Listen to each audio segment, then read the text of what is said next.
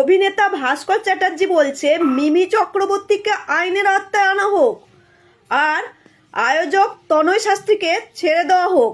কারণ এই যে শিল্পী মিমি চক্রবর্তী টাকা নেবে, আবার দেরিতে আসবে, তারপর পরিস্থিতি ঝামেলায় তৈরি হবে, অপ্রীতিকর পরিবেশ তৈরি হবে দেরিতে আসার জন্যই। তার জন্যই মিমিকে জিজ্ঞাসাবাদ করা হোক আর তনয় শাস্ত্রীকে ছেড়ে দেওয়া হোক।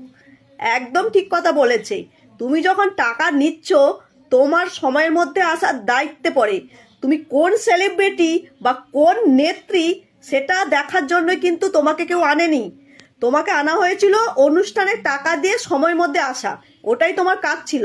তুমি সেটা না করে তুমি উল্টে যারা এনেছে তাদের সাথেই খারাপ ব্যবহার তো করনি, উল্টে আয়োজককে জেলে ঢুকিয়েছো, গ্রেপ্তার করিয়েছো নিজের ক্ষমতার বলে।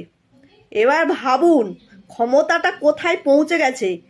গরিব মানুষের হাতে কিচ্ছু নেই, সেটা সবাই জানে। কিন্তু এখন যা পরিস্থিতি দাঁড়িয়েছে, অন্যায় না করলেও মানুষ বিপদে পড়বে, মানুষকে জেলে যেতে হবে, এটাই তাই প্রমাণ হচ্ছে।